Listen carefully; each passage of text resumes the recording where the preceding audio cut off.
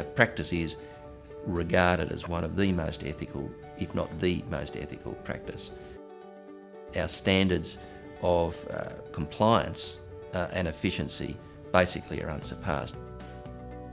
I guess I'm an individual and I think independently of everybody else.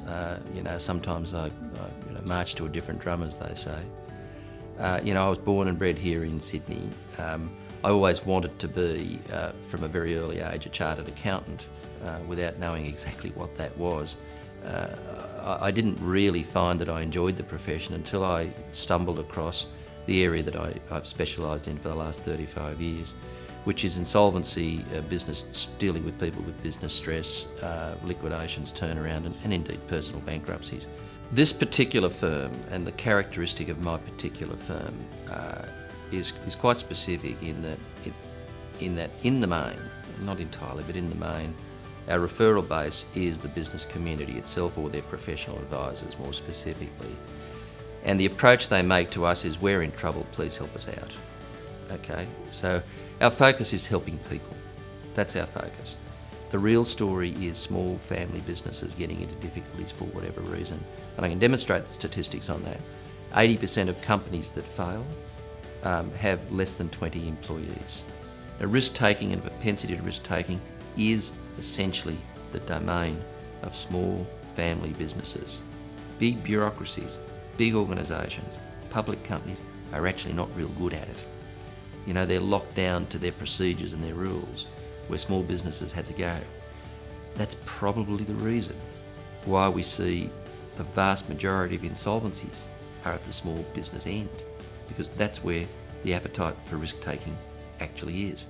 The phone rings from an advisor who says, we've got a client that's in financial difficulties, can you help them out? And of course we have a range of tools to do that.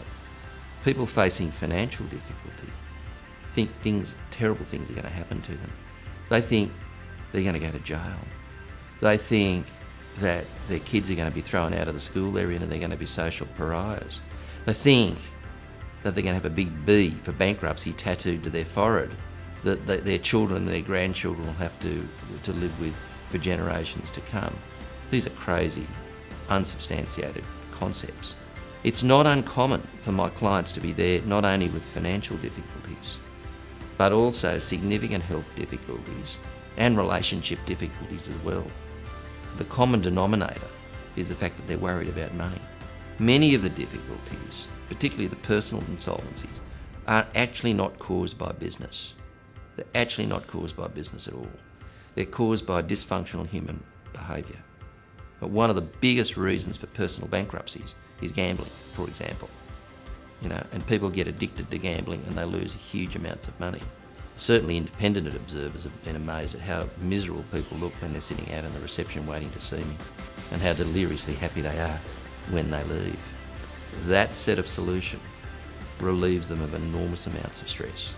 That takes away a lot of the baggage that they're carrying around with them. So if you want to ask me the question, what do you need to be successful in business? You need good management. So I went back to the drawing board and I said, it's a long-term process, but we're going to employ graduates. Now, everybody my colleagues in the profession, general accountancy profession, people doing audit and tax, would smirk at the idea of trying to, certainly in the country, raw graduates out of university, because guess what? They know nothing. Unless you train and delegate to young and upcoming professional staff, you don't have any ability to expand the practice, and you don't have any ability to create succession in the place. Now, we've done this really from day one, but at a personal level, it's personal satisfaction. Absolutely, it's personal satisfaction. And no one can have personal satisfaction with what they do unless they can see the big picture, the relevance of what they do. It's all about attitude. It's all about attitude, because nothing's really bad if you've got a good attitude to it.